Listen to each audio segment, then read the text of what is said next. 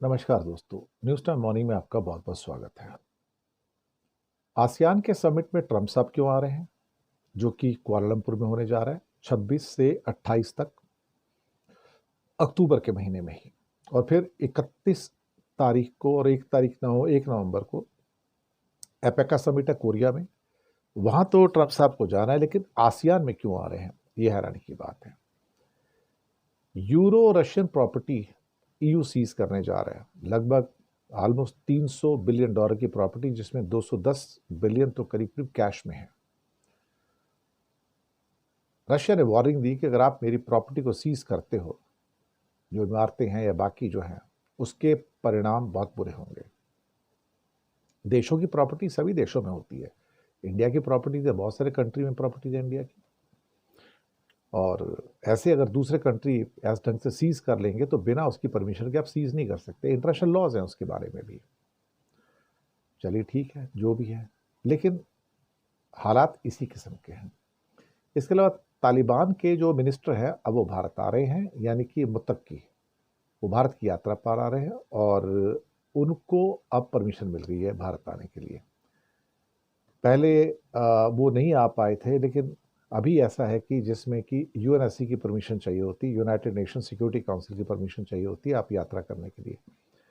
लेकिन अब यूएनएससी ने उनको परमिशन दे दिया है और वो अब भारत की यात्रा पे आएंगे। तारीख अभी फिक्स नहीं हुई, लेकिन जल्दी आ जाएंगे, अक्टूबर में आएंगे। वो क्या करेंगे क्या नहीं करेंगे ये तो पता नहीं है, लेकिन एक और इस खबर को सबसे पहले ले लेते हैं। और हम मुल्ला मुत्तकी की खबर लगातार हम देते रहते हैं।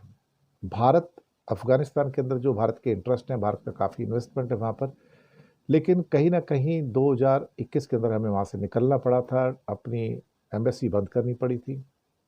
लेकिन 2022 में एक बार फिर से इंडिया ने शायद कुछ बैक चैनल में बात करके, तालिबान ने कहा था कि आप हमारे स्कूल्स का काम करते हो, हॉस्पिटल्स का काम करते हो, सड़कों का काम करते हो, आप प्लीज़ वापस आइए। आप चले गए यहाँ से, अच्छा नहीं लगा, वो हमारी गलती थी। तो फिर इंडिया ने वापस से अपनी एम्बेसी खोली वहाँ पर, लेकिन वो टेक्निकल मिशन के नाम से चल रही है, वो कोई एम्बेसी के नाम से नहीं चल रही है।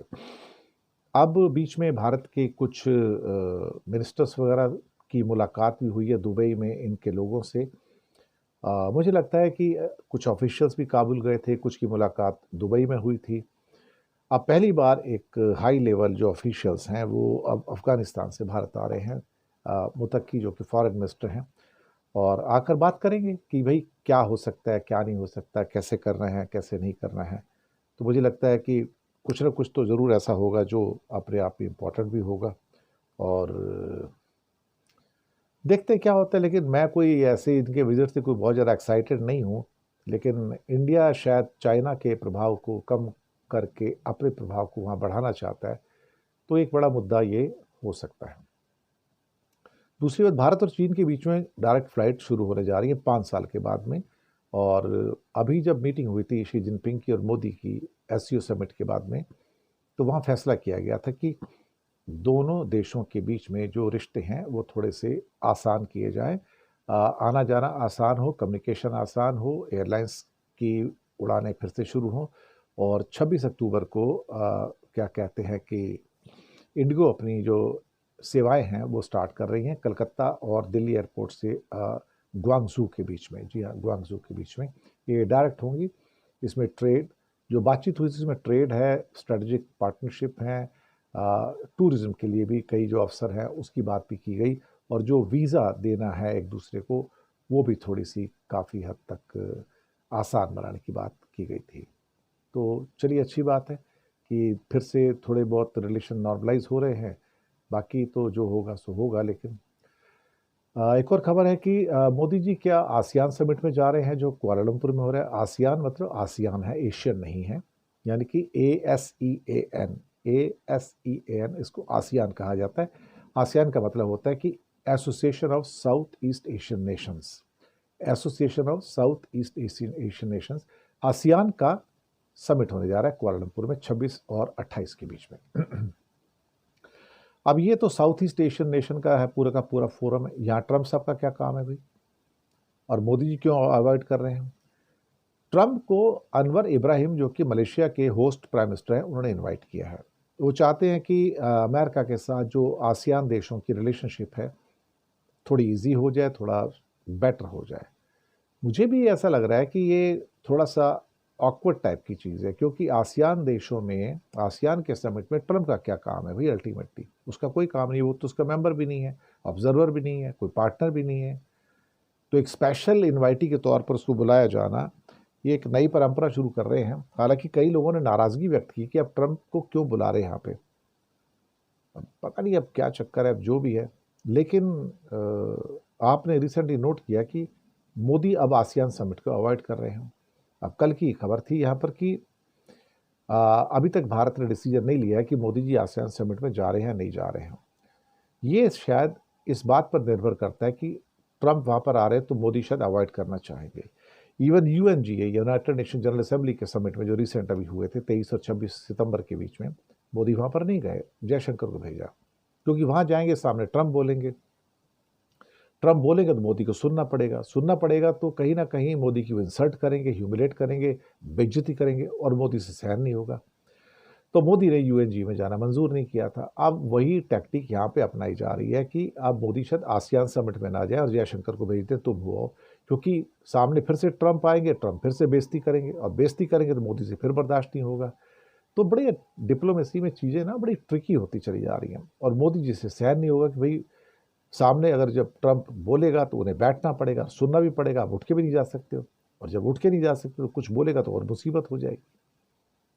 अगली खबर पे आते हैं कि यूरोपियन देश यानी कि ईयू, रशिया की जो प्रॉपर्टीज हैं करीब करीब 210 बिलियन डॉलर से 210 बिलियन यूरो से ज़्यादा की जो प्रॉपर्टीज हैं उसको वो सीज कर रहे हैं। अब ये इतना आसान नहीं है एक्चुअली, लेकिन जो हो रहा है वो थोड़ा सा बुरा हो रहा है। यहाँ पर रशिया ने वार्निंग दी है, भैया आप मेरा पैसा कैसे सीज कर सकते हो, और मेरे जो बॉन्ड पड़े हुए हैं उसे भी आप सीज कर रहे हो। कुल मिला के 210 बिलियन यूरो की प्रॉपर्टी है पूरी की पूरी। इसके अलावा कुछ बॉन्ड्स वगैरह भी हैं। ईयू चाहता है कि ये प्रॉपर्टी को सीज करके यूक्रेन वॉर का खर्चा निकाला जाए, लेकिन रशिया ने वार्निंग दे दी है कि ये चोरी होगी, मेरी संपत्ति की चोरी होगी, और अगर आप मेरी संपत्ति की चोरी करोगे तो मैं इसका जवाब दूंगा, फिर उसके बाद तुम भुगतने के लिए तैयार रहना। अब क्या प्लान किया है? अब पैसे अगर फ्रीज हो गए सारे, तो बेल्जियम में यूरो क्लियर नाम की संस्था है, तो यहाँ से जैसे बैंकिंग में क्लियरेंस होता है ना, तो उसके पास जो है रूस के सेंट्रल बैंक के बॉन्ड्स यहाँ जमा थे, और ये बॉन्ड्स काफ़ी ज़्यादा है भाई यहाँ पर। तो दुनिया भर में रूस की करीब 300 बिलियन डॉलर की प्रॉपर्टीज हैं, जिसमें करीब करीब 229 बिलियन डॉलर जो है वो तो यूरोप में जमा है, और यूरो क्लियर के पास ही 185 बिलियन डॉलर, 185 बिलियन यूरो का पैसा उनके पास है, जिसमें से 176 तो नगद है और बाकी जो बॉन्ड्स हैं अभी 2026 में मैच्योर हो रहे हैं, तो ये पैसा उनको देना पड़ेगा।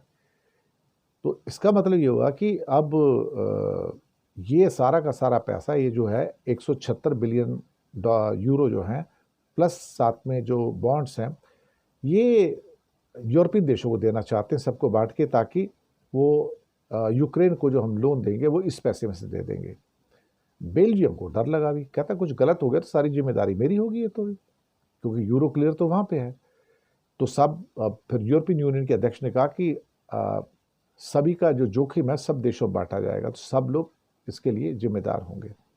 लेकिन रशिया ने कह दिया, भैया अभी तुम मेरा पैसा सीज कर रहे हो ना, कर लो, लेकिन तुम्हें इसका खामियाजा भुगतने के लिए तैयार रहना चाहिए, फिर उसके बाद मत बोलना कि मैं क्या कर सकता हूँ। ये बात भी सही है। तो शुक्रिया आपका बहुत बहुत, और चैनल को सब्सक्राइब कीजिए, लिंक आगे भेजिए ताकि अधिक से अधिक लोगों तक सही समाचार पहुँच सके। हो सके तो छोटी छोटी आर्थिक मदद भी कर सकते हैं। नीचे हमने आपके लिए यूपीआई नंबर और बैंक अकाउंट नंबर दोनों दिए हैं। किसी एक को चुनकर छोटी सी मदद करेंगे तो अच्छी पत्रकारिता को आगे बढ़ाने में आप हमारे सहयोगी भी बनेंगे। धन्यवाद।